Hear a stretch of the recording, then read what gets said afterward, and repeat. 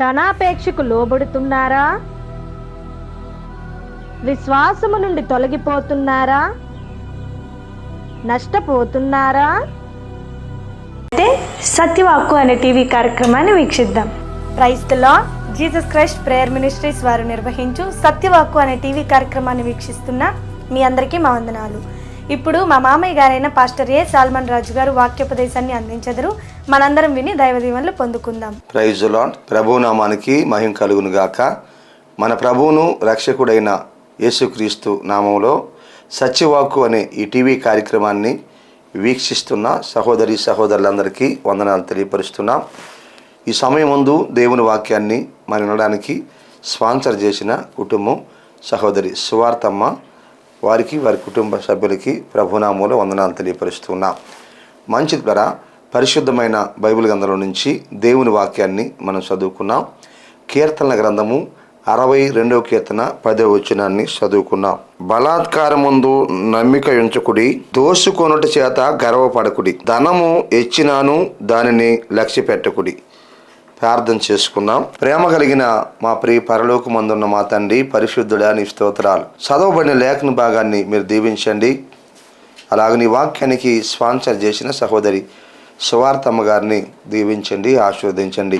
ఈ వాక్యాన్ని వినబోతున్న ప్రతి బిడ్డకి వినగలిగిన చెవి, గ్రహించే జ్ఞానము, వాక్యానుసారమైన జీవితాన్ని దయచేయమని వేడుకుంటున్నాం. నీ పక్షమున నిలవబడుకున్న మమ్మల్ని జ్ఞాపకం చేసుకోండి. ఏ మాటలైతే నీ బిడ్డలతో మాట్లాడాలి అని ఉద్దేశించున్నారో ప్రతి మాట నా హృదయంలో పెట్టి నోటు ధర వినిపించండి.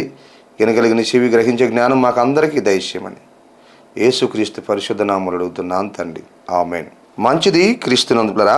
చదువుకున్నటువంటి ఈ లేఖన భాగంలో 62వ కీర్తన 10వ వచనం చివరి భాగంలో అన్నమాట, ధనము ఇచ్చినాను దాన్ని లక్ష్య పెట్టకుడి అని రాయబడింది దేవుని వాక్యం.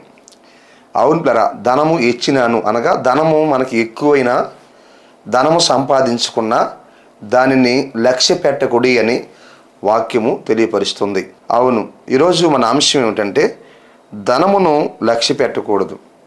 ఈ అంశం మీద దేవుని వాక్యాన్ని మనం ధ్యానం చేసుకున్నాం. ధనము మనకు అవసరమే, ధనము మనకు కావాలి. ప్రతి దానికి ఈరోజు ధనము మనకు అవసరం. ఏది చేయాలన్నా ధనం కావాలి. అయితే దేవుని వాక్యం మనకు తెలియపరుస్తుంది, మీరు ధనాన్ని సంపాదించుకున్నా, ధనాన్ని సమకూర్చుకున్నా, ధనాన్ని దాచిపెట్టుకున్నా, మీరు ధనము కలిగి ఉన్నను దానిని లక్ష్య పెట్టకుడి అని వాక్యం తెలియపరుస్తుంది. అంటే దాని మీద మనసు పెట్టద్దు, ధనం మీద గురి కలిగి ఉండొద్దు, ధనం మీద ఆశ కలిగి ఉండొద్దు అని వాక్యం తెలియపరుస్తుంది. ఎందుకంటే ప్రతిదానికి మనకు ధనం అవసరమే. ఏది కావాలన్నా ధనం అవసరమే. ఆహారం కావాలన్నా, బట్టలు కావాలన్నా, గృహం కావాలన్నా, చదువుకోవాలన్నా, మరి దేనికైనా ఒక వ్యాపారం చేసుకోవాలన్నా దేనికైనా ధనం కావాలి. కానీ ఆ ధనం విషయంలో మనం సంపాదించుకుంటూ ఉన్నప్పుడు, అది సమకూర్చబడినప్పుడు, ఆ ధనం మనకి ఇచ్చినప్పుడు, ఆ ధనం మనం బాగా సంపాదించుకొని మనకు అభివృద్ధి అయినప్పుడు, ఎక్కువైనప్పుడు దానిని లక్ష్య పెట్టద్దు అంటున్నాడు. మనకు అవసరమే కానీ దేవుని స్థానంలోకి ఆ ధనాన్ని తీసుకురాకూడదు పిల్లరా. దేవుని కంటే ఎక్కువగా ఆ ధనాన్ని మనం ప్రేమించకూడదు.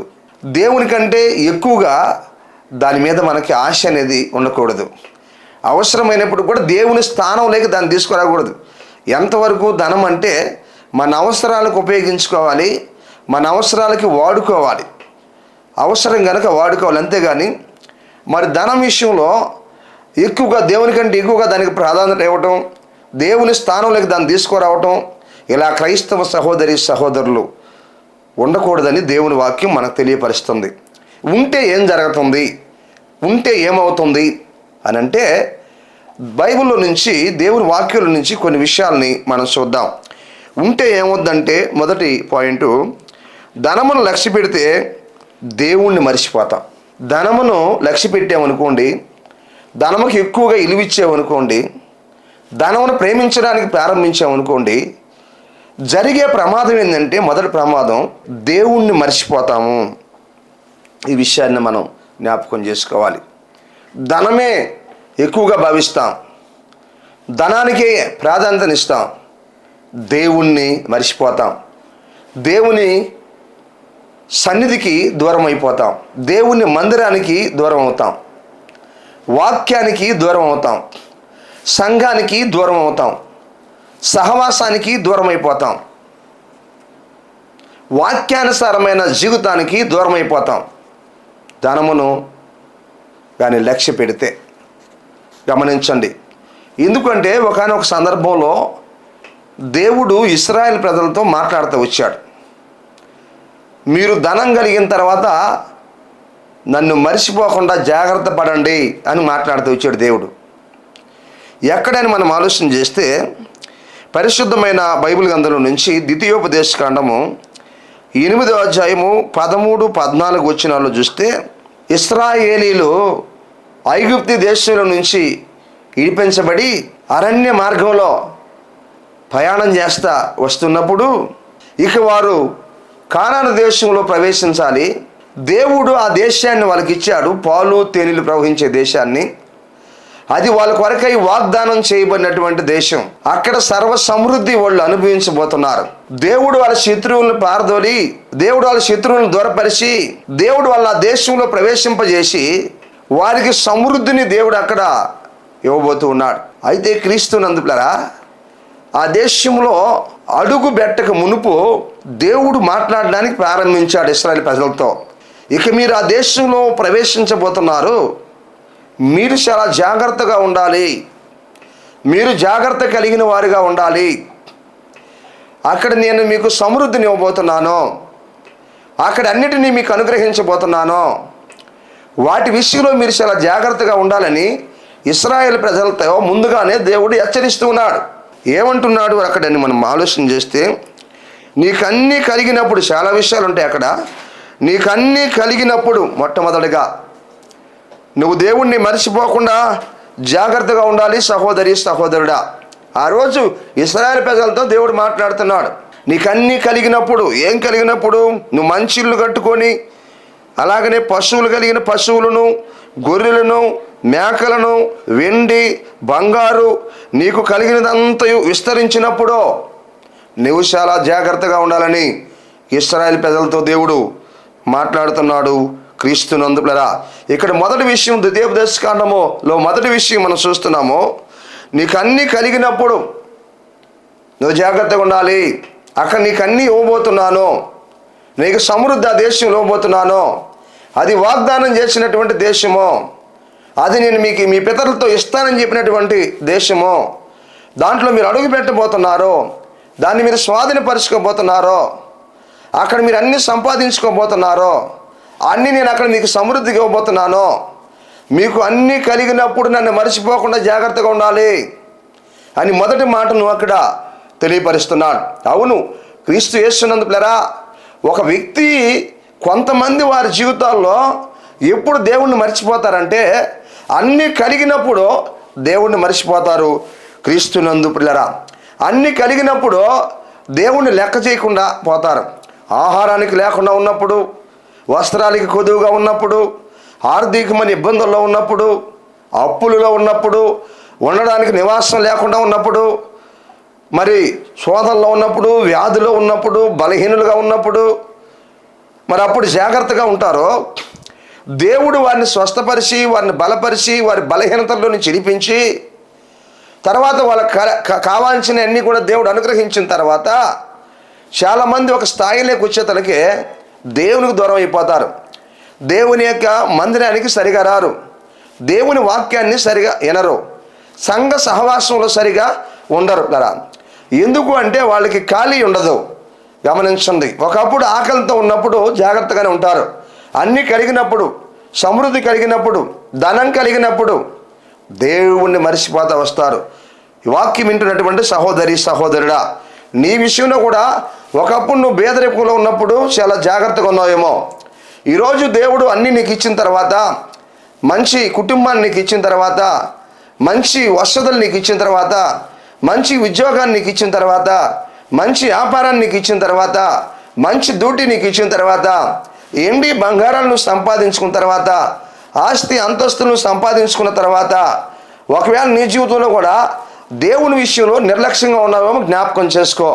ప్రియులరా, దేవుని వాక్యం తెలియపరుస్తుంది, దేవుని విషయాల్లో పట్టి పట్టనట్టుగా ఉన్నావేమో, దేవుని వాక్యానికి నువ్వు దూరం అవుతున్నావేమో, జాగ్రత్త పడాలి.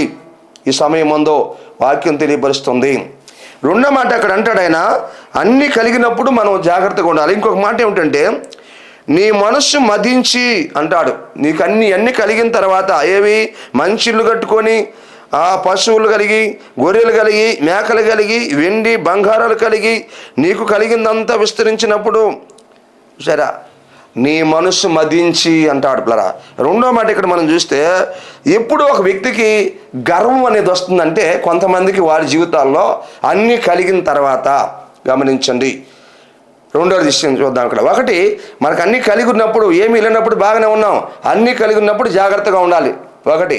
రెండోదిగా ఎందుకు జాగ్రత్తగా ఉండాలంటే, ఒక వ్యక్తికి అన్నీ కలిగిన తర్వాత, ఒక కుటుంబానికి అన్నీ కలిగిన తర్వాత వాళ్ళకి గర్వం అనేది ఏర్పడుతుంది. అదే ఇశ్రాయేలు ప్రజలతో దేవుడు మాట్లాడుతున్నాడు.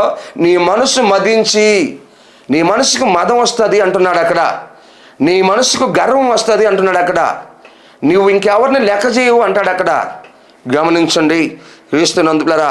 ఎందుకంటే నాకు అన్నీ ఉన్నాయిలే, నాకేమీ తక్కువ లేవులే, నాకేమీ కొదువు లేవులే, నాకేమీ కొరత లేవులే, ఒకప్పుడైతే అన్నీ లేవు ఇప్పుడు అన్నీ ఉన్నాయని చెప్పి కొంతమంది వారి జీవితాల్లో అన్నీ కలిగిన తర్వాత మనసులో గర్వం ఏర్పడుతుంది. మనుషులను లెక్క చేయరు, సాటి మనుషుల్ని లెక్క చేయరు, తోటి సహోదరులను లెక్క చేయరు. ఎందుకు అంటే వారికి ఉంది కనుక, వారికి ధనం ఉంది కనుక, వారికి డబ్బు ఉంది కనుక, వారికి ఎండి బంగారాలు ఉన్నాయి కనుక, వారికి ఆస్తులు ఉన్నాయి కనుక, వారు మంచి ఉద్యోగులు ఉన్నారు కనుక, వారు మంచి స్థాయిలో ఉన్నారు కనుక, కొంతమంది వారి జీవితాల్లో అలాగా ఎవరిని లెక్క చేయకుండా వస్తారు. చివరికి దేవుణ్ణి కూడా వారు లెక్క చేయరు. ఈ గర్వం అనేది ఏర్పడుతుంది పిల్లరా. ఎప్పుడు ఏర్పడుతుంది ఇది అంటే, గమనించండి, ఒక వ్యక్తి అన్నీ కలిగి ఉన్నప్పుడు, అన్నీ సంపాదించుకున్నప్పుడు అని మనం జ్ఞాపకం చేసుకోవాల్సిన వారంగా ఉన్నాం. తర్వాత మూడో విషయం అంటాడు అక్కడ, నీ మనసు మదించి గర్వించి, దాసులు గృహమైన ఐగుప్తు దేశంలో నుండి నిన్ను రప్పించిన నీ దేవుడైన యెహోవాను మరిచెదవేమో. చూసారా, నీ మొదటి స్థితిని జ్ఞాపకం చేసుకోమంటున్నాడు ఇశ్రాయేలు ప్రజలతో అక్కడ. నిన్ను కానాను దేశంలో ప్రవేశపెట్టబోతున్నాను. ఒకటి, నీకు అక్కడ అన్ని సమృద్ధి ఇవ్వబోతున్నాను అంటున్నాడు దేవుడు. రెండోది అంటున్నాడు, నీ మనసు మదిస్తుంది జాగ్రత్త అంటున్నాడు. మూడోది అంటున్నాడు, దాసుల గృహమైన ఐగుప్తు దేశంలో నుండి నిన్ను రప్పించిన నీ దేవుడైన యెహోవాను మరిచెదవేమో జాగ్రత్త అంటున్నాడు. అంటే మూడోది, నీ పూర్వ స్థితిని జ్ఞాపకం చేసుకోమంటున్నాడు. నువ్వు పూర్వం ఐగుప్తు దేశంలో ఏ విధంగా బాధపడుతున్నావో, ఐగుప్తు దేశంలో ఏ విధంగా నలిగిపోతున్నావో, ఐగుప్తు దేశంలో ఎలా బానిసగా ఉన్నావో, ఐగుప్తు దేశంలో ఎలా ఇబ్బంది పడుతున్నావో, ఐగుప్తు దేశంలో ఎలా శోధించబడుతున్నావో, ఎలా అవమానించబడుతున్నావో, ఎలా కొట్టబడుతున్నావో, ఎలా అక్కడ ఇబ్బంది పడుతూ నలిగిపోతున్నావో, ఏ విధంగా అక్కడ ఇబ్బందుల కొలిములో ఉన్నావో ఆ విషయాన్ని నువ్వు మరిచిపోవద్దు అంటున్నాడు దేవుడు క్రీస్తునందు పిల్లరా. ఇశ్రాయేలు పెద్దలతో మాట్లాడుతున్నాడు. అదే రీతిగా మన జీవితాల్లో కూడా మనం గుర్తించాలి. మన పూర్వపు స్థితిని మనం మర్చిపోకూడదు. ఒకప్పుడు ఎంత కష్టాల్లో ఉన్నామో దాన్ని మర్చిపోకూడదు. మనకు ధనం కలిగిన తర్వాత ఒకప్పుడు ఎన్ని నష్టాల్లో ఉన్నామో, ఒకప్పుడు ఎన్ని అప్పుల్లో ఉన్నామో, ఒకప్పుడు ఎంత ఆర్థికమైన ఇబ్బందుల్లో ఉన్నామో, ఒకప్పుడు ఎంత అవమానాల్లో ఉన్నామో, ఒకప్పుడు ఎంత కుంగిపోయి ఉన్నామో, ఒకప్పుడు ఎంత వ్యాధిలో ఉన్నామో, ఒకప్పుడు ఎంత శత్రువులు శోధించబడుతున్నామో, ఒకప్పుడు దురాత్మల చేత ఎలా పీడించబడుతున్నామో, ఒకప్పుడు ఆరోగ్యం లేక, సమాధానం లేక, శాంతి లేక, నెమ్మది లేక, సంతోషం లేక, ఆనందం లేక ఏ విధంగా అయితే మనం బాధపడుతున్నామో ఆ సంగతిని మనం కూడా మర్చిపోకూడదురా. కలిగిన తర్వాత, ధనము కలిగిన తర్వాత మన పాత జీవితంలో ఎన్ని బాధలు పడుతున్నామో, ఎంత శ్రమ అనుభవిస్తున్నామో, ఎన్ని అవమానాలు పడుతున్నామో, ఎన్ని ఆర్థికమైన ఇబ్బందుల్లో మనం ఉన్నామో ఆ సంగతిని మనం మర్చిపోకూడదు. క్రీస్తునందులరా జాగ్రత్తగా ఉండాలి. అందుకే ఇశ్రాయేలు ప్రజలతో జ్ఞాపకం చేస్తున్నాడు, ముందుగానే దేవుడు నేను నీకు ధనాన్ని ఇవ్వబోతున్నాను, అక్కడ మంచి ఈవులు నీకు ఇవ్వబోతున్నాను ఒకటి. రెండోదిగా అవన్నీ అనుభవిస్తున్నప్పుడు నీ మనస్సు మదిస్తుంది, జాగ్రత్తగా ఉండు. నువ్వు జాగ్రత్తగా ఉండాలంటే మూడోది ఏం చేయాలి? నీ పూర్వపు స్థితి, ఐగుప్తు దేశంలో ఏ విధంగా బాధపడుతున్నావో, నేను ఏ విధంగా నేను అక్కడి నుంచి ఇడిపించానో, ఎన్ని అద్భుతాలు చేసి అక్కడ ఇడిపించానో, ఎర్ర సముద్రాన్ని దాటించానో, అరణ్యములు ఎన్నో గొప్ప కార్యాలను నీకు చేశాను నీ పట్ల ఇశ్రాయేలు, ఆ విషయాన్ని నువ్వు మర్చిపోవద్దని ఆ యొక్క ఇశ్రాయేలు ప్రజలతో దేవుడు తెలియపరుస్తున్నాడు. క్రీస్తు యేసునందు ప్రియ సహోదరులారా, ఒకప్పుడు నీ బ్రతుకు ఎలా ఉందో, ఒకప్పుడు నీ జీవితం ఎలా ఉందో ఒకసారి జ్ఞాపకం చేసుకోమనే మరి దేవుడు హెచ్చరిస్తున్నాడు ముందుగానే. వాక్యం వింటున్న సహోదరుడు, అందుకని వాక్యం తెలియపరుస్తుంది, ధనము ఇచ్చినాను దానిని లక్ష్య పెట్టకుడి. వాక్యం తెలియ, అందుకనే ధనమును లక్ష్య పెట్టకూడదు మన జీవితాల్లో. ఆలోచించండి, ఎందుకంటే ధనము ఆలోచించండి అన్నీ మనకు కలిగినప్పుడు మనం జాగ్రత్తగా ఉండాలి ఒకటి. రెండవదిగా మన మనసులో గర్వం రాకూడదు. మూడవదిగా మన పూర్వపు స్థితిని మనం జ్ఞాపకం చేసుకోవాలి, మన మొదటి స్థితిని జ్ఞాపకం చేసుకోవాలి. ఏ స్థితిలో మనం ఉంటే ప్రభు మనల్ని విడిపించాడో జ్ఞాపకం చేసుకోవాలి. అందుకే మొదటి పాయింట్ ఇంతవరకు మనం విన్నాం కదా. ఆలోచించండి, ధనమును లక్ష్య పెడితే దేవుణ్ణి మర్చిపోతాం. అలా మర్చిపోయిన వాళ్ళు ఎంతోమంది భూలోకంలో ఉన్నారు, సంఘాల్లో ఉన్నారు. ఒక రేంజ్లోకి వచ్చేతలకే కలిగేతలకే దేవుడిని మర్చిపోయి, ఈరోజు సంఘాన్ని మర్చిపోయి, సేవకుల్ని మర్చిపోయి, విశ్వాసాన్ని కోల్పోయి, భక్తిని కోల్పోయి దిగజారిపోయినటువంటి వారు ఎంతోమంది ఉన్నారు. ఇది మొదటి విషయం. రెండో విషయాన్ని మనం ఆలోచన చేద్దాం. ధనమును లక్ష్య పెడితే రెండో నష్టం ఏం జరుగుతుంది అంటే గమనించండి, ధనమును లక్ష్య పెడితే శిక్షను అందుతారు. గమనించండి, ఒకటి దేవుణ్ణి మర్చిపోతారు ధనమును లక్ష్య పెడితే. మొదటి పాయింట్ ఎంతవరకు మనం విన్నాం.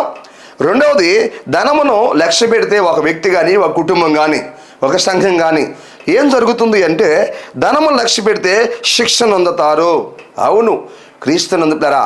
ఆలోచించండి, ధనము ద్వారా శిక్ష కూడా ఉంది. ధనము ద్వారా ఎంత ప్రయోజనం ఉందో, ధనము ద్వారా ఎంత మేలుందో, ధనము ఎలా ఉపయోగపడుతుందో, అలాగనే దాన్ని సరిగ్గా కానీ ఉపయోగించుకోకపోతే ఆలోచించేయండి, దాని మీద ఎక్కువ మనసు పెడితే, దాన్నే ఎక్కువ ప్రేమించడానికి ప్రారంభిస్తే, దేవుడి కంటే ఎక్కువగా ధనాన్ని ప్రేమించడానికి ప్రారంభిస్తే వారి జీవితాల్లో, వారి కుటుంబాల్లో ఏం జరుగుతుందంటే శిక్షను అందుతారు అని వాక్యం మనకు తెలియపరుస్తుంది. శిక్షను అందుతారు.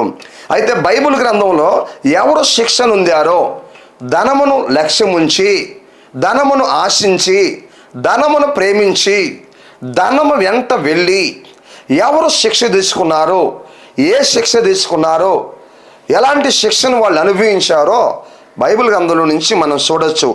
క్రీస్తు యేసునందు ప్రియరా, ఒక మాటను మనం చూద్దాం. దానికి సంబంధించి ముందు సామెతల గ్రంథము 28వ అధ్యాయము 20వ వచనంలో ఒక మాట రాయబడింది, ధనవంతుడగుటకు ఆత్రపడువాడు శిక్ష నొందక పోడు. చూసారా? ధనవంతుడగుటకు ఆత్రపడేవాడు, ధనం మీద ఆశ కలిగిన వ్యక్తి, దేవుడి కంటే ఇంకా ఎక్కువ ఆశ కలిగిన వ్యక్తి శిక్ష నొందక పోడు అని వాక్యం మనకు తెలియపరుస్తుంది. క్రీస్తునందు ప్రియ దేవుని బిడ్డలారా, గమనించండి, ఆలోచించు. ఈ వాక్యం వింటున్న సహోదరుడా, నీ జీవితంలో కూడా ఒకవేళ ధనం మీద ఆశ పెంచుకుంటున్నావా? గమనించు. అవసరానికి వాడుకోవాలి కానీ ధనము, అంతేగాని మరి దేవుని స్థానంలోకి ఆ ధనాన్ని మనము తీసుకొచ్చి పెట్టకూడదు. ప్రమాదంలో పడతాం, శిక్షను అందుతాం. ఎవరలా శిక్షను పొందారు అని అంటే వాక్యంలో నుంచి మనం చూడగలము. రాజుల గ్రంథం, 2వ రాజుల గ్రంథము మరి 5వ అధ్యాయము మరి అంతా కూడా మనం చూస్తే అక్కడ విషయాలు మనకి తెలియపరచబడతాయి. 27వ వచనంలో కూడా మనం 27వ వచనం చూసినా కానీ కొన్ని విషయాలు మనకి ఇక్కడ అర్థమవుతాయి. అక్కడ మనకి కనిపిస్తాడు ఎలీషా, ఒక ప్రవక్త కానీ మనకు కనిపిస్తాడు ఎలీషా. ఆయన శిష్యుడు అనేటువంటి గెహాజీ మనకు కనిపిస్తాడు. గమనించండి, ఆలోచించండి. మనకు బాగా తెలుసు మరి అక్కడ సిరియా రాజు సైనాధిపతి అయినటువంటి నయామానికి కుష్ఠరోగం వస్తుంది. ఆ కుష్ఠరోగం వచ్చినప్పుడు తర్వాత ఆయన ఇశ్రాయేల్ రాజుకి వర్తమానాన్ని, సిరియా రాజు ఇశ్రాయేల్ రాజుకి వర్తమానం పంపిస్తాడు. నా సైన్యాధిపతికి ఇదిగో కుష్ఠరోగం ఉంది, మరి మీ దేశానికి పంపిస్తున్నాను, అక్కడ బాగు చేసి పంపించమంటాడు. అయితే పిల్లరా ఆ సమయం ముందు ఇశ్రాయేల్ రాజు ఏం చేస్తాడంటే ఆ ఉత్తరాన్ని చదివి తన బట్టలు చింపుకుంటాడు. ఒకరిని చంపించడం, ఒకరిని బాగు చేయడానికి, చంపడానికి నేనేమన్నా దేవుణ్ణా? ఇది కయ్యానికి పిలుస్తున్నాడు నన్ను రాజు అని బాధపడతాడు. నా చేతుల్లో ఏముంది కుష్ఠరోగాన్ని బాగుపడడానికి అని బాధపడతాడు. ఆ విషయము ఆ సమయం ముందు మరి ప్రవక్త అయినటువంటి ఎలీషాకి వినిపిస్తుంది. అప్పుడు ఎలీషా చెప్తాడు, వర్తమానం పంపిస్తాడు, నువ్వేం బట్టలు చింపుకోవాల్సిన అవసరం లేదు, ఆ కుష్ఠరోగం కలిగినటువంటి ఆయన్ని నా దగ్గరకు పంపించు, ఆయనకు బాగవుతుంది అని చెప్తాడు. ఆ తర్వాత మరి నయామాను ఆయన దగ్గరికి, ఎలీషా దగ్గరికి రావడం జరుగుతుంది. నువ్వు వెళ్ళి యోర్దాను నదిలో 7 మార్లు మునుగు, నీకు మంచి స్వస్థత వస్తుంది, మంచి ఆరోగ్యం వస్తుంది, యథాప్రకారం శరీరం వస్తుంది అంటాడు. అయితే ఆయన అలిగి, చూసారా, నా దగ్గరకు వచ్చి నన్ను ముట్టి నా నితిని చేయబెట్టి ప్రార్థన చేస్తాడు కదా అనుకుంటే, మా దేశంలో నదులు లేవా, మరి ఇక్కడికి ఎందుకు వచ్చే, మేము నదిలో మునిగే పని అయితే అని అలిగి వెళ్ళిపోతుంటే, ఆయన మరి కింద ఉన్నటువంటి ఒక దాసుడు అంటాడు, అయ్యా ఆయన ఇంకేదైనా మనం చెప్తే చేస్తాం కదా, ఇప్పుడు యోర్దాను నదిలోకి వెళ్ళి మునగమంటాం అది చిన్న పనే కదా, ఇంకేదైనా పెద్ద పని చెప్తే మనం చేస్తాం కదా అన్నప్పుడు వెళ్ళాడు. గమనించండి, ఆ తర్వాత వెళ్ళి 7 సార్లు మునిగినప్పుడు మంచి దేహాన్ని కలిగాడు, స్వస్థత కలిగింది, కుష్ఠరోగం పోయింది. మరలా వచ్చాడు ఎలీషా దగ్గరికి, వచ్చి బహుమానాన్ని ఇస్తాను అన్నాడు. వద్దు, నీ బహుమానం వద్దు, నీ దగ్గరే ఉండివు, ఏం వద్దని తీసుకోలేదు. ఆయన తిరిగి వెళ్ళిపోతా ఉన్నాడు. వెళ్ళిపోతా ఉన్న సమయంలో ఇదిగో ఆ గ్రహాజీ వెళ్ళిపోతున్నప్పుడు మరలా ఈ యొక్క ఆ ధనం తీసుకోవడానికి, ఆ బహుమానం తీసుకోవడానికి నా యజమానుడికి మనసు లేదో నేను తీసుకుంటానని చెప్పి మరి ఎలీషాకు తెలియకుండా వెళ్ళి ఆయన దగ్గర బహుమానం తీసుకొని రావటం జరుగుతుంది. క్రీస్తునందు గమనించండి, ఇక్కడ మనం బాగా ఆలోచన చేస్తే, తీసుకొని వచ్చిన తర్వాత ఎక్కడికి వెళ్ళావు అంటాడు. ఎక్కడికి వెళ్ళావని ఎలీషా అన్నప్పుడు గ్రహాజీతో నేను ఎక్కడికి వెళ్ళలేదు అంటాడు. గమనించండి, నీవు ఆ నయామాన్ని కలుసుకోవడానికి పోయినప్పుడు నా మనసు నీతో కూడా రాలేదా అంటాడు ప్రవక్త. గమనించండి, క్రీస్తునందు అని అక్కడ అంటాడు చూడండి ఆయన. కాబట్టి ఇది మరి ఎండి బంగారాలు, మరి ఒలివ తోటలు, ద్రాక్ష తోటలు ఇవన్నీ సంపాదించుకోవడానికి ఇది సమయమా అని చెప్పి ఆయన గద్దించి, ఇది సమయం కాదు అని గద్దించి, అప్పుడు ఆయన అంటాడు, కాబట్టి నయామాను కలిగిన కుష్టి నీకు కలుగుతుంది అంటాడు. చూసారా, గమనించండి, ఆలోచించేయండి. ధనవంతులగుడుకు అపేక్షిస్తే, ధనమును లక్ష్య పెడితే శిక్షను అందుతారు.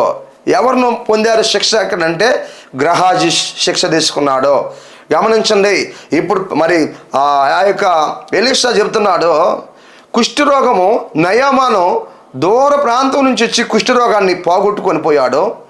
ఈయన దగ్గరగా ఉంటూ, శిష్యులుగా ఉంటూ, అందుబాటులో ఉంటూ, అప్పటి వరకు ఆరోగ్యంగా ఉండి కుష్ఠరోగాన్ని తెచ్చుకున్నాడు. వాక్యం వింటున్నటువంటి సహోదరి సహోదరుడా, దైవజనులకు దగ్గరగా ఉన్నాడు, ప్రవక్త దగ్గరగా ఉన్నాడు, శిష్యుడిగా ఉన్నాడు, అమ్మిడే ఉన్నాడు, దేవుడు చేసే కార్యాలు చూస్తూనే ఉన్నాడు. కానీ మనం బాగా ఆలోచన చేస్తే ఏం తీసుకున్నాడు? దూర ప్రాంతం నుంచి రోగంతో వచ్చిన ఆయన ఇక్కడికి వచ్చి బాగుపడిపోతే, ఇక్కడ అమ్మిడే ఉండి ఆ దేవుని కార్యాలు చూస్తున్న ఆయన కుష్ఠరోగాన్ని తెచ్చుకున్నాడు. చూసారా, శపించబడ్డాడు. క్రీస్తునందు గమనించండి, ఇక్కడ మొదటిది మనం ఆలోచన చేస్తే, కాబట్టి నయామాను కలిగిన కుష్టి నీకు కలుగుతుంది అన్నాడు. వెంటనే కుష్ఠరోగం వచ్చింది గ్రహాజీకి. క్రీస్తునందు గమనించండి, ఆ యొక్క మరి కుష్ఠరోగాన్ని సంపాదించుకున్నాడు. కుష్ఠరోగం తనకు రావడానికి కారణం ఏమిటి అని మనం ఆలోచన చేస్తే, ధనాపేక్ష, ధనం పట్ల ఆతృత కలిగిన వాడుగా ఉన్నాడు. ధనం కోసం పరిగెత్తాడు. మరి ధనం కోసము ఇదిగో ప్రవక్తను కూడా విడిచిపెట్టి, ప్రవక్తకు తెలియకుండా, శావుకుడికి తెలియకుండా ఇదిగో ధనం కోసం పరుగులు తీస్తున్నాడు, ధనము సంపాదించుకోవడానికి పరుగులు తీస్తున్నాడు. వాక్యం వింటున్నటువంటి సహోదరి సహోదరుడా, నీ జీవితంలో కూడా ఒకవేళ ధనం కోసము అడ్డమైన మార్గాలను కూడా పరిగిస్తున్నావేమో, వ్యర్థమైన మార్గాల్లో పరిగిస్తున్నావేమో, న్యాయాన్ని తప్పి పరిగిస్తున్నావేమో, నీతిని తప్పి పరిగిస్తున్నావేమో, భక్తిని తప్పిపోయి పరిగిస్తున్నావేమో, వ్యర్థమైనటువంటి మార్గాల్లో పోతున్నావేమో, ఆతృత కలిగి ఉన్నావేమో ధనం పట్ల. నేను ధనం సంపాదించాలని పరిగెత్తుతున్నావేమో.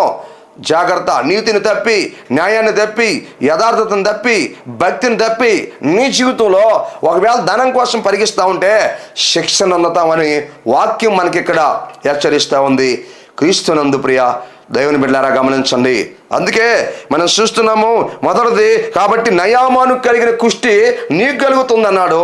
మొదటి మాట, ఆయన బాగొట్టుకున్నాడు, ఈయన సంపాదించుకున్నాడు.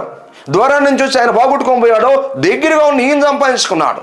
ఆలోచించండి. ఈరోజు కూడా అనేక కుటుంబాలు మనం చూసినప్పుడు ఆశీర్వాదకరంగా ఉండవలసిన వారు, దీవెనకరంగా ఉండవలసినటువంటి వారు ఈరోజు కొన్ని సమస్యలను తెచ్చుకుంటున్నారు, కొన్ని ఇబ్బందులను తెచ్చుకుంటున్నారు. కారణము వారి యొక్క అవిధేయత, వారి యొక్క అజ్ఞానము, వారు లోబడినటువంటి విధానము, వారు ధనము కొరకై పరుగులు తీసేటువంటి విధానం అని మనం జ్ఞాపకం చేసుకోవాల్సిన వారు ఉన్నాం. ఈ వాక్యం వింటున్నటువంటి సహోదరి సహోదరుడా, రెండో విషయాన్ని ఆడ చూస్తే నీ సంతతికి కలుగుతుంది అన్నాడు. చూసారా, ఇప్పుడు గ్రహాజీ చేసిన పాపం గ్రహాజీతో బాలేదు. గ్రహాజీకి కుష్ఠరోగం వచ్చింది. రెండోదిగా నీ సంతతికి, నీ పిల్లలకి ఈ కుష్ఠరోగం వస్తుంది. శపించబడ్డాడు. ఆలోచించండి. కారణం ఏంటంటే ధనాపేక్ష. కారణం ధనాపేక్ష. గమనించండి. ఈ వాక్యం వింటున్నటువంటి సహోదరులరా, ఇప్పుడు శిక్ష, కుష్ఠి రోగము అనే శిక్ష మరి ధనాపేక్ష వల్ల ఉన్నందువల్ల, పరిగెత్తినందువల్ల ఇదిగో గ్రహాజీకి వచ్చింది. తనతో బాలేదో ఇప్పుడు తన బిడ్డలకు వచ్చింది. రెండోదిగా తన బిడ్డలకు కూడా నీ సంతతికి కలుగుతుంది అని చెప్పాడు సేవకుడు, ప్రవక్త. ఆలోచించండి. ఇప్పుడు తండ్రి చేసినటువంటి ఆ పాపం తన పిల్లలకు కూడా అంటుతూ ఉంది. ఆ శాపం తన పిల్లలకు కూడా వస్తుంది. ఆలోచించండి. ఈ వాక్యం వింటున్న సహోదరి సహోదరులరా, పెద్దవారు చేసినటువంటి పాపము వాక్యం రాయబడ్డది, తండ్రులు చేసిన పాపము కుమారుల మీదకి వస్తుందని వాక్యము మనం చూడగలం. గమనించండి. తల్లిదండ్రులు జాగ్రత్తగా ఉండాలి. ఎందుకో తెలుసా, వారి పాపంలో జీవిస్తున్నట్లయితే, వారి పాపంలో కొనసాగుతున్నట్లయితే ఆ పాపానికి పిల్లలు కూడా బానిస అయిపోతారు. ఆ పాపం, ఆ శాపం పిల్లల మీద కూడా వస్తుంది. వాళ్ళ భవిష్యత్తు దెబ్బతినిపోతుంది. వారి యొక్క భవిష్యత్తు మరి ఇబ్బంది అయిపోతుంది. క్రీస్తునందు పిల్లరా గమనించండి. వారి సంతతికి కూడా కుష్ఠరోగం రావటం జరిగింది. ఇక్కడ రెండో విషయాన్ని మనం చూస్తున్నాం. జాగ్రత్త. ఎవరైనా తల్లిదండ్రులు ఏం కోరుకుంటారు? నా పిల్లలు బాగుండాలి, మా కుమారులు కుమార్తెలు బాగుండాలి, మా పిల్లలు బాగా చదువుకోవాలి, మంచి ఉద్యోగాలు చేయాలి, మంచి వ్యాపారాలు చేయాలి అని ఆశపడతారు కదా. అలా వాళ్ళు బాగుండాలి అంటే, వాళ్ళ భవిష్యత్తు బాగుండాలి అంటే తల్లిదండ్రులుగా మీరు పాపం చేయకుండా ఉండాలి, తల్లిదండ్రులుగా మీరు జాగ్రత్తగా ఉండాలి, తల్లిదండ్రులుగా మీరు వాక్యానుసారంగా జీవించాలి, తల్లిదండ్రులుగా వాక్యాన్మైనటువంటి మార్గంలో మీరు కొనసాగుతూ ఉండాలి. అప్పుడు మన బిడ్డల భవిష్యత్తు బాగుంటుంది. మూడో విషయాన్ని కూడా మనం చూస్తే సర్వకాలము అంటి ఉండును. చూసారా, సర్వకాలము అంటి ఉండు అంటే పుట్టబో బిడ్డలకు కూడా సర్వకాలము, ఇంకా తరతరాలు గ్రహాజీ యొక్క వంశావళంతా కూడా ఆయన గర్భమందు పుట్టినటువంటి వాళ్ళు, ఆ గర్భంలో పుట్టినటువంటి వాళ్ళు లేరా. ఇప్పుడు గ్రహాజీకి కుష్ఠరోగం, అప్పటి వరకు గ్రహాజీకి ఉన్న పిల్లలకి కుష్ఠరోగం, ఇక్కడ పుట్టబోయే వాళ్ళకు కూడా సర్వకాలం, వాళ్ళ పిల్లలు ఎంతమంది అయితే పుట్టబోతున్నారో వాళ్ళందరికీ సర్వకాలం ఈ కుష్ఠరోగం ఉంటుందని చెప్పాడు. క్రీస్తునందులరా అంతా ఆ యొక్క వాళ్ళంతా శపించబడినటువంటి అనుభవంలోకి వెళ్ళిపోయారో. ఇంకా పుట్టబోయే వాళ్ళందరూ కూడా ఇంట్లో కుష్ఠరోగలే. గమనించండి. చూసారా, కారణము ధనాపేక్ష. ఈ వాక్యం వింటున్నటువంటి నా ప్రియ సహోదరి సహోదరుడా, ఆలోచించండి. సమయం ముందు దేవుని వాక్యం మనకి తెలియపరుస్తూ ఉంటుంది. అందుకే మనం ఇప్పుడు ఆయన కుష్ఠరోగము, ఆయన పిల్లలకు కుష్ఠరోగము, ఇంకా పుట్టబోయే పిల్లలందరం కూడా కుష్ఠరోగమే, శపించబడినటువంటి అనుభవంలోకి వాళ్ళు వెళ్ళిపోయారు. ఈరోజు కూడా మనం ఎలా ఉన్నాం జ్ఞాపకం చేసుకోవాల్సిన వారంగా ఉన్నాం. అందుకే మనం బాగా ఆలోచన చేస్తే కారణం ఏంటంటే, ఇక్కడ మనం బాగా ఆలోచన చేస్తే కారణము ధనాపేక్షకు లోబడ్డాడు గ్రహాజీ. అప్పటికి దేవుడు తనకు కావాల్సినవన్నీ కూడా దేవుడు ఇస్తున్నాడు. తనకు అన్నీ జరిగిపోతున్నాయి. తనకు ఆహారం జరిగిపోతూ ఉంది, వస్త్రాలు జరిగిపోతూ ఉంది, తనకు ప్రతి అవసరం జరిగిపోతూ ఉంది. దేవుడు అన్నీ ఇస్తున్నాడు. కానీ తన జీవితంలో ధనాపేక్షకు ఆశపడ్డాడు. చూసారా, అప్పటికి ఏం తక్కువ లేదు గ్రహాజీకి, సమృద్ధి జరుగుతూ ఉంది. వాక్యం వింటున్నటువంటి సహోదరి సహోదరుడా, మన జీవితాల్లో కూడా ఆలోచించేయండి. మనకు అన్నీ జరిగిపోతున్నాయి కదా, దేవుడు ఇస్తున్నాడు కదా, కావాల్సింది జరిగిపోతుంది కదా, ఇంకా ఎందుకు దురాశ, ఇంకా ఎందుకు ధనం మీద లక్ష్య పెట్టడం, ఇంకా ఎందుకు ధనం మీద కోరిక, ఇంకా ఎందుకు ధనం మీద ఆశ, దేవుని కంటే ఎక్కువగా ఎందుకు ధనాన్ని ప్రేమిస్తున్నావు? నీ జీవితంలో దేవుడు జరిగిపోతుంది కదా, ఇస్తున్నాడు. ఏ పూటకు కావాల్సింది, ఏ రోజుకి కావాల్సింది, ఏ సమయానికి కావాల్సింది దేవుడు నీకు ఇస్తున్నాడు కదా. గమనించు. తర్వాత ఇంకా మనం ఆలోచన చేస్తే ధనాపేక్షకు లోబడ్డాడు, అప్పటికి అన్నీ కావాల్సినవి దేవుడు తనకి ఇస్తున్నాడు. ఇంకొక విషయం కూడా ఏంటంటే మనం ఆలోచన చేస్తే దేవుని ఎదుట నీతిని కోల్పోయాడు. రెండోది మనం ఆలోచన చేస్తే శిష్యుడు అన్న పరిధిని దాటాడు. ఒక శిష్యుడు ఎలా ఉండాలి, నేర్చుకునే శిష్యుడు ఎలా ఉండాలి? ఒకటి ధనాపేక్షకు లోబడ్డాడు, రెండోది తాను శిష్యుడు అన్న పరిధిని దాటాడు, తన స్థాయిని దాటాడు. శిష్యుడు ఎంత జాగ్రత్తగా ఉండాలి, నేర్చుకునేవాడు ఎంత జాగ్రత్తగా ఉండాలి. గురువు దగ్గర నేర్చుకుంటున్నాడు, దేవుడి కార్యాలు చూస్తున్నాడు, దేవుడు అద్భుతాలు చేస్తున్నాడు, చూస్తున్నాడు. ఎంత జాగ్రత్తగా ఉండాలి, ఎంత విశ్వాసంగా ఉండాలి, ఎంత భక్తిగా ఉండాలి, ఎంత నమ్మకంగా ఉండాలి, ఎంత నీతిగా ఉండాలి, ఎంత నిజాయితీగా ఉండాలి, ఎంత భక్తిగా తను కొనసాగాలి. శిష్యుడు అన్న పరిధిని దాటాడు. మూడోదిగా దేవుని ఎదుట నీతిని తప్పాడు. క్రీస్తునందులరా గమనించండి, దేవుని ఎదుట నీతిని కోల్పోయాడు. అక్రమానికి పాల్పడ్డాడో, నీతిని కోల్పోయాడో, అక్రమానికి పాల్పడ్డాడో గమనించండి. అవును కదా, మన నీతిని కోల్పోకూడదు, ధనాపేక్ష పరులుగా ఉండకూడదు, మన పరిధిని మనం దాటకూడదు, మన స్థాయిని మనం దాటకూడదు, మన స్థానాన్ని మనం దాటకూడదు. దేవుని నీతిని కోల్పోయాడు. దేవుడు ఆయన చూస్తున్నాడో అన్న విషయాన్ని కోల్పోయాడు. దేవుడు నీతిపరుడో, మా సేవకుడు వద్దన్నాడు, ఆయన తీసుకోలేదు కదా, నాకెందుకు అన్న నీతిని కోల్పోయాడు. గమనించండి. తర్వాత ఆలోచన చేస్తే సేవకుని మీద అబద్ధం చెప్తున్నాడు. సేవకుడి మీద అబద్ధం చెప్తున్నాడు. అక్కడ నయామాన్ దగ్గరికి వెళ్ళి, మీరు ఇట్లా వచ్చేసిన తర్వాతే మళ్ళీ దూర ప్రాంతం నుంచి మనుషులు వచ్చారు, వాళ్ళకి కావాల్సిన ధనము మా గురువు గారు పంపించాడు అని చెప్పి అక్కడి నుంచి సేవకుడి మీద అబద్ధం చెప్పాడు. గమనించండి. క్రీస్తునందు ప్రియ దేవుని బిడ్డలారా ఆలోచించండి. సేవకుడి మీద అబద్ధం చెప్పాడు. తాను దోచుకుంటా, తాను తీసుకుంటా కూడా సేవకుడి మీద అబద్ధం చెప్పాడు. గమనించండి. మోసం చేస్తున్నాడు. మళ్ళీ తిరిగి వచ్చిన తర్వాత ఎక్కడికి పోయావంటే నేను ఎక్కడికి పోలేదు అంటున్నాడు. ఇక్కడ సేవకుడికి అబద్ధం చెప్తున్నాడు. అక్కడ సేవకుడి మీద అబద్ధం చెప్పాడు. సేవకుడు తెమ్మన్నాడు, నేను పంపించాడు వెనకనని చెప్పి. తర్వాత ఇది తీసుకొని వచ్చిన తర్వాత గమనించండి, ఇక్కడికి వచ్చిన తర్వాత ఎక్కడికి వెళ్ళావు గ్రహాజీ అంటే నేను ఎక్కడ పోదని చెప్పి సేవకుడి దగ్గర అబద్ధం చెప్తున్నాడు. ఈ వాక్యం వింటున్న దేవుని బిడ్డ ఆలోచించు. సేవకుడి దగ్గర నీ అబద్ధాలు, దేవుడి దగ్గర నీ అబద్ధాలు, సేవకుడి దగ్గర నీ అబద్ధాలు, పరిశుద్ధుల దగ్గర నీ అబద్ధాలు, నీతిమంతుల దగ్గర నీ అబద్ధాలు, భక్తిపరుల దగ్గర నీ అబద్ధాలు. జాగ్రత్త. క్రీస్తునందులరా ఆలోచించిన తర్వాత ఏం జరిగిందంటే శిక్షణ తెచ్చుకున్నాడో, చెప్పించబడ్డాడో. కారణం ధనం. శిక్షణ తీసుకున్నాడు, చేపించబడ్డాడు. ఈ వాక్యం వింటున్నటువంటి నా ప్రియ సహోదరి సహోదరుడా గమనించే సమయంలో, అందుకనే దేవుని వాక్యం తెలియపరుస్తుంది, ధనము హెచ్చినాను దానిని లక్ష్య పెట్టకూడే. వాక్యం తెలియపరుస్తుంది, దాన్ని ఎత్తుని పెట్టుకోవద్దు దేవుడి కంటే ఎక్కువగా అని దేవుని వాక్యం తెలియపరుస్తుంది. ఎందుకు అంటే ఒకటి మనం చూసాం, ధనమును లక్ష్య పెడితే దేవుణ్ణి మర్చిపోతాం చూసాం. రెండో విషయాలు మనం చూసాం, ధనమును లక్ష్య పెడితే శిక్ష నొందుతారు, శిక్ష నొందుతారని చూసాం. ఎవరు నొందారు శిక్ష అంటే గ్రహాజీ. మూడో విషయాన్ని మనం చూద్దాం. ధనవంతుడు కొడుకు ఆశపడేవారు శోధింపబడి ఉరి తెచ్చుకుంటారు. మూడో పాయింట్, ధనవంతుల కొడుకు ఆశపడేవారు శోధించబడి పిల్లరా గమనించండి ఉరి తీసుకుంటారు. ఎవరైతే ధనవంతుల కొడుకు ఆశపడతారో, దురాశపరులుగా ఉంటారో వాళ్ళు శోధించబడి, ఆ ధనం చేత శోధించబడి ఉరి తెచ్చుకుంటారు. అవును క్రీస్తుని, ఆ ధనమే వాళ్ళకి ఉరి అవుతుంది, ఆ ధనమే వాళ్ళ నష్టాలకు తీసుకెళ్తుంది, ఆ ధనమే వాళ్ళ సమస్యలకు తీసుకెళ్తుంది. క్రీస్తునందులరా ఎలా అంటే చూద్దాం. తిమోతికి రాసిన మొదటి పత్రిక 6వ అధ్యాయము 9వ వచనంలో మనం జ్ఞాపకం చేసుకుంటే పిల్లరా గమనించండి, ధనవంతుడు అగుడుకు ఆశపడేవాడు ఏ విధంగా ఉంటాడంటే వాడు శోధించబడి ఉరి తెచ్చుకుంటాడని రాయబడింది. ఇక్కడ చూద్దాం మనము. అట్టివి మనుషులను నష్టములోను నాశనములోను ముంచివేయును. ఎట్టివి? ఎవరైతే ధనవంతుల కొడుకు ఆశపడతారో, ధనవంతుల కొడుకు ఆశపడుతుంటారో ఆ ధనము, ఆ ధనాపేక్ష, ఆ ధనపరమైనటువంటి ఆలోచనలు, ఆ పనులు ఏం చేస్తాయంటే అట్టివి మనుషులను నష్టములోను నాశనములోను ముంచివేయును. ధనవంతుల కొడుకు అపేక్షించేవారు ఏం చేస్తారు? శోధించబడి అది వాళ్ళకు ఊరి అవుతుంది.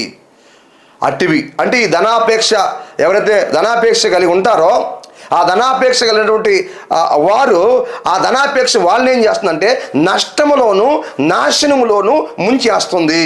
ఒకటి, ఆ ధనము ఎవరైతే ధనం మీద ఆశ పెట్టుకుంటారో ఆ ధనమే వారిని నష్టములోను నాశనములోను ముంచేస్తుంది. ఆ ధనమే వాళ్ళ నష్టంలోకి తీసుకెళ్తుంది. ఆ ధనమే వాళ్ళ కష్టాలకు తీసుకెళ్తుంది. ఆ ధనమే వాళ్ళ ఇబ్బందులకు తీసుకెళ్తుంది. ఆ ధనమే వాళ్ళ ఇబ్బంది పరుస్తుంది. క్రీస్తునందు ప్రియ దేవుని బిడ్డలారా గమనించండి, ఇది ఒక మొదటి విషయాన్ని మనం చూస్తున్నాం. అది ముంచేస్తుంది. ఈ వాక్యం వింటున్నటువంటి ప్రియ దేవుని బిడ్డ ఆలోచించు. ధనం మనకు కావాలి, అయితే ఎంతవరకు కావాలో అంతవరకే ఉండాలి. దేవుడి స్థానంలోకి దాన్ని తీసుకెళ్ళకూడదు. తీసుకెళ్తే ఏం జరుగుతుందంటే అట్టివి మనస్సులను నాశనములో ముంచివేయును, నాశనంలోకి తీసుకెళ్ళిపోతాయి. అవును కదా, దురాశ. కొంతమందికి దురాశ, ధనం మీద ఆశపడి దురాశపడి ఆ దురాశ వలన ఉన్నది కూడా బాగొట్టుకుంటారు కొంతమంది. కొన్ని పనులు చేసి గమనించండి, ఆలోచించండి, కొన్ని పనులు చేసి వారు నష్టపోతూ ఉంటారు. ఇది ఒకటి ఆలోచించండి. రెండోదిగా ధనాపేక్ష సమస్తమైన కీడులకి మూలం. చూసారా, ధనాపేక్ష ఒకటేమో నాశనములోనూ నష్టములోనూ ముంచివేస్తుందని వాక్యం తెలియపరుస్తుంది. రెండోది ధనాపేక్ష సమస్తమైన కీడులకు అది మూలం, అన్ని కీడులకు మూలం. ధనము అన్ని కీడులకి తల్లి అయి ఉంది. సమస్తమైన కీడులకి అది తల్లి ధనం. ఇప్పుడు సమస్యలు ఎక్కడి నుంచి వస్తున్నాయి? ధనం దగ్గర నుంచే. ఒక కుటుంబంలో సమస్యలు వస్తున్నాయి, ఎక్కడి నుంచి వస్తున్నాయి? ధనం దగ్గర నుంచే. గమనించండి ప్రియ దేవుని బిడ్డలారా, గమనించండి. భార్యాభర్తలకి సమస్యలు వస్తున్నాయి, ధనం దగ్గర. అన్నదమ్ములకి సమస్యలు వస్తున్నాయి, ధనం దగ్గర. అక్కాచెల్లెళ్ళకి సమస్యలు వస్తున్నాయి, ధనం దగ్గర. బంధుత్వాలు తెగిపోతున్నాయి, కారణము ధనం దగ్గర. చూసారా, ప్రతి దానికి అది తల్లి. అన్ని కీడులకి అది తల్లి, అన్ని నష్టాలకి అది తల్లి, ధనాపేక్ష. గమనించండి, క్రీస్తు యేసునందు ప్రియ దేవుని బిడ్డలారా గమనించండి, వాక్యం తెలియపరుస్తుంది ధనాపేక్ష సమస్తమైన కీడులకు మూలమై ఉంది. ఎవరైతే ఎక్కువగా ధనాపేక్ష పరులుగా ఉంటారో గమనించండి, వారు ఆ ధనము వారిని ఎక్కడ నడిపిస్తుందంటే అన్ని కీడుల్లోకి నడిపిస్తుంది, అన్ని నష్టాల్లోకి నడిపిస్తుంది, అన్ని బాధల్లోకి నడిపిస్తుంది, అన్ని అవమానాల్లోకి నడిపిస్తుంది, అన్ని ఇబ్బందుల్లోకి నడిపిస్తుంది. అన్ని కీడులకి ధనమే మూలం, ధనమే తల్లి. గమనించండి, ఈరోజు మనుషుల మధ్య బంధాలు దిగిపోతున్నాయి. మాటలు లేవో, ఆస్తుల కాడ డబ్బు పంచుకునే దగ్గర, ఒక కుటుంబాల అన్నదమ్ములు అక్కాచెల్లెళ్ళు డబ్బు పంచుకున్న దగ్గర భేదం వచ్చి, స్థలాలు పంచుకున్న దగ్గర, పొలాలు పంచుకునే దగ్గర, ఎండి బంగారాలు పంచుకునే దగ్గర, ఆస్తులు వస్తు వాహనాలు పంచుకునే దగ్గర గమనించండి, ఈ ఆస్తుల పంపకాల్లో ఒకరికొకరు పడక గమనించండి, ఒకరి మధ్య బంధాలన్నీ కూడా తెగిపోతున్నాయి. అంటే ధనము ఆయుధంగా చేస్తూ ఉంది. గమనించండి, ధనానికి అంత పవర్ ఉంది. గమనించండి, మనుషుల మధ్య సంబంధం లేకుండా చేస్తుంది. దేవునికి మనుషులకి మధ్య కూడా సంబంధం లేకుండా చేస్తుంది ధనం. మనుషుల్లో ఒకరికొకరి సంబంధం లేకుండా చేస్తుంది ధనం. ఐక్యత లేకుండా చేస్తుంది ధనం. ప్రేమ లేకుండా చేస్తుంది ధనం. పగను పెంచుతుంది, కక్షను పెంచుతుంది, భేదాలని తీసుకొని వస్తుంది ఈ ధనము. ధనాపేక్ష సమస్తమైన కీడులకి మూలం. క్రీస్తునందు ప్రియ దేవుని బిడ్డలారా, ఈ వాక్యం వింటున్న సహోదరి సహోదరుడా, అందుకే నీ జీవితంలో ఈ ధనం విషయంలో నువ్వు చాలా జాగ్రత్తగా ఉండాలని దేవుని వాక్యం మనకి చక్కగా ఇక్కడ తెలియపరుస్తూ ఉంటుంది. ఆలోచించేద్దాం. తర్వాత ఆలోచన చేస్తే కొందరు దానిని ఆశించి విశ్వాసము నుండి తొలగిపోయారు. చూసారా, కొందరు దాన్ని ఆశించి సంఘంలో ఉంటూ రక్షించబడి వాక్యం వింటూ కొంతకాలం పరిశుద్ధంగా బ్రతికి, కొంతకాలం విశ్వాసంగా బ్రతికి, కొంతకాలం నీతిగా బ్రతికి, కొంతకాలం యథార్థంగా బ్రతికి, కొంతకాలం భక్తిగా బ్రతికి, కొద్ది రోజులకి ఆ ధనాన్ని ఆశించి ఏ ధనాన్ని మనుషులు నష్టంలోనూ నాశనంలో ముంచేసేటువంటి ధనాన్ని, ఏ ధనాన్ని సమస్తమైన కీడులకి మూలమైనటువంటి ధనాన్ని, దానిని ఆశించి కొంతమంది విశ్వాసము నుండి తొలగిపోయిరి. అంటే లేదా ఎంతో కాలం నుండి ఒక వ్యక్తి దేవుని మీద విశ్వాసంగా జీవిస్తున్న వ్యక్తిని కూడా మార్గాన్ని తప్పించగలిగే పవర్ ఈ ధనం దగ్గర ఉంది. ఆలోచించేయండి. క్రీస్తునందు ఈ ధనము దేవునికి దూరం చేస్తుంది, మనుషుల్ని మనిషికి దూరం చేస్తుంది, అన్ని బంధాలు తెంపేస్తుంది ఈ ధనము. క్రీస్తునందు ప్రియా దేవుని బిడ్డలారా ఆలోచించేయండి. అది సమస్తమైన కీడులకి మూలము. కొందరు దాన్ని ఆశించి విశ్వాసం నుండి తొలగిపోయారో, ఎంతో కాలం నుండి విశ్వాసంగా బ్రతుకుతున్నటువంటి విశ్వాసంలో ఎదుగుతూ భక్తిగా నీతిగా యథార్థంగా ఉన్నటువంటి వారు కూడా కొంతకాలానికి ధనాపేక్షకు లోబడిపోయి విశ్వాసం నుంచి తొలగిపోతున్నారో, విశ్వాసం నుంచి జారిపోతున్నారో, విశ్వాసం నుంచి పడిపోతున్నారో, విశ్వాసం నుంచి దూరం అయిపోతున్నారో. విశ్వాసాన్ని ఒక వ్యక్తిలో కొంతకాలం నుంచి ఉన్న విశ్వాసాన్ని కూడా చెదరగొట్టగలిగినటువంటి ఆ యొక్క పవరు ఈ ధనములో ఉంది. అందుకని దేవుడు ధనాన్ని లక్ష్య పెట్టొద్దు అన్నాడు. క్రీస్తునందు ప్రియులారా గమనించండి. విశ్వాసం నుంచి తొలగిపోయారు. అవును కదా, మనం విశ్వాసాలు ఉంటేనే కదా రేపు ఎత్తపడతాం, విశ్వాసంగా ఉంటేనే కదా రేపు పరలోకంలో ఉంటాం, విశ్వాసంగా ఉంటేనే కదా దేవునికి ఇష్టలుగా ఉంటాం, విశ్వాసంగా ఉంటేనే కదా దేవుడు మన పక్షాన కార్యాలు చేస్తాడో.